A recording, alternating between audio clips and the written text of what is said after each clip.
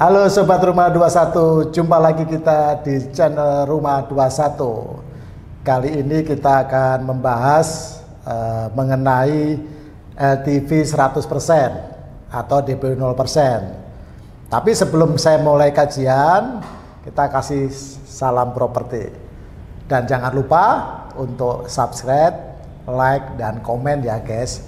Juga klik notifikasi supaya tetap terupdate topik-topik yang kita bahas. Beberapa waktu yang lalu Bank Indonesia merilis relaksasi mengenai KPR ya, ada dua yang basis yang diatur ya. Kalau saya selalu mengatakan satu, sebenarnya Bank Indonesia ingin mengatakan bahwa LTV bisa 100%, DP bisa 0%, tidak mengatakan harus. Artinya itu diserahkan ke perbankan, ya diserahkan perbankan tentu dengan melakukan kerjasama dengan developer. Artinya diberi ruang untuk mengatur ya. Kalau kemarin kan diatur DP awal-awal harus 30% ya kan, terus nggak boleh indennya juga awal-awal tidak boleh, kemudian dibolehkan, drawdown-nya diatur.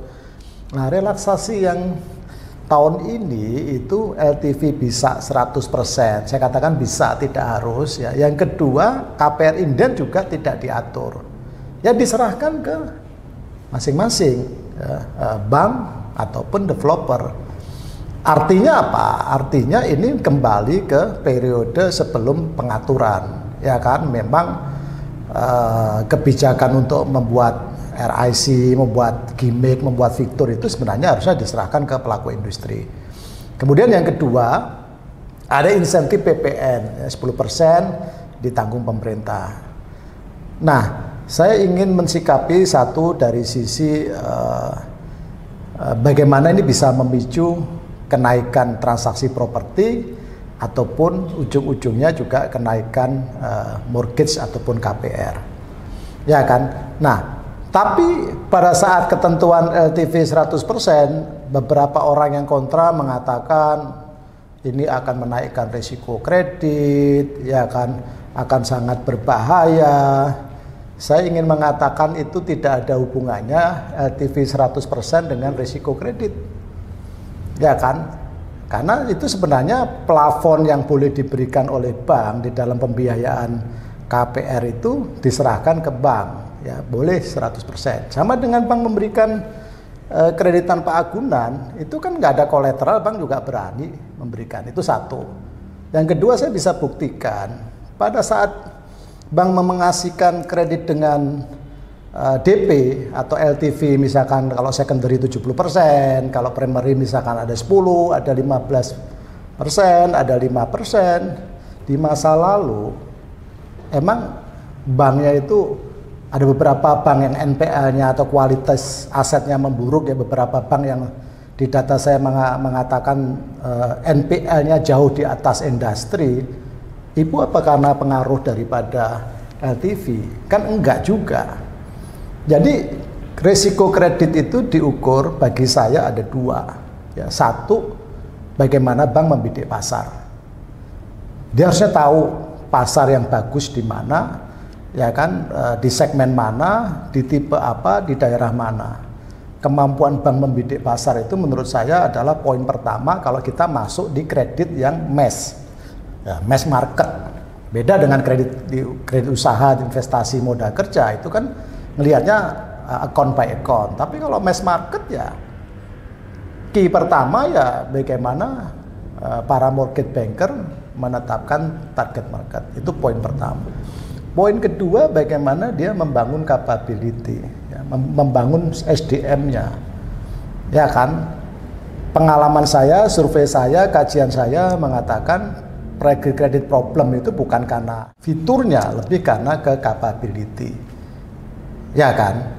Seperti itu. Jadi sebenarnya saya tidak percaya dengan LTV 100% ditafsirkan akan meningkatkan risiko. Justru ini memberi peluang bagi perbankan sama developer atau para pemain industri untuk berinovasi, improvisasi, menciptakan gimmick marketing untuk kembali menggerakkan market.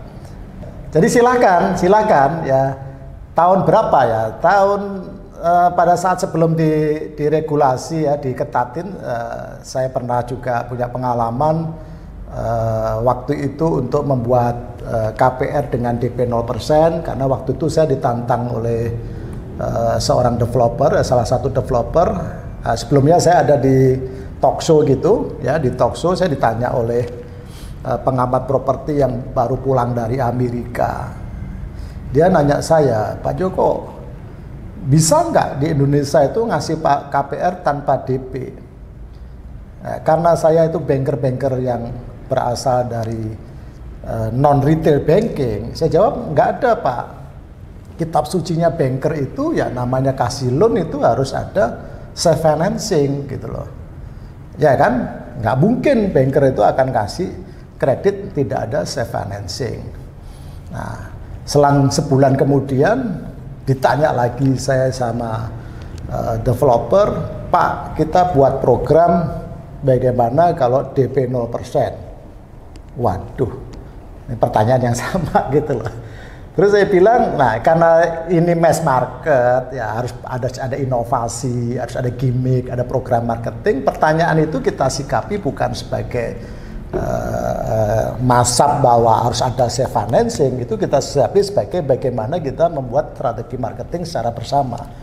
Saya bilang oke, bisa, tapi lu buyback ya, developer buyback sampai loan-nya turun 10%. Jadi saya tetap punya masab, saya nggak saya tinggalkan, self financing-nya harus ada. Jadi developer membuyback sampai kreditnya turun 10%. Ya, dihitung tuh sekitar 2-3 tahun, setara dengan proyek ini selesai.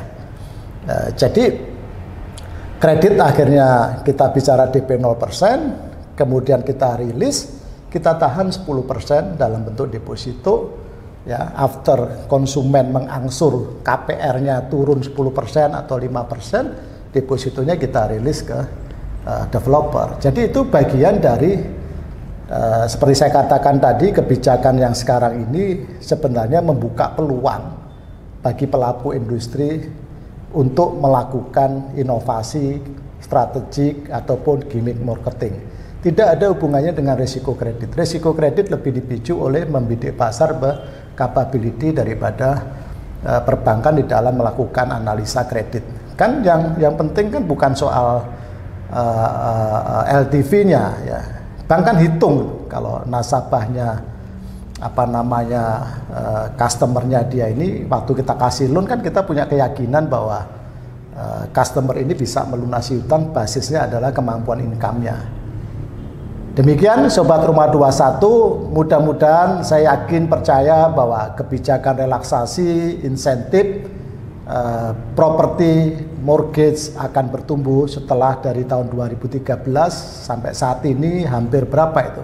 13 ke sekarang itu hampir 10 tahunan ya, mendekati 9-10 tahun stagnan. Salam properti.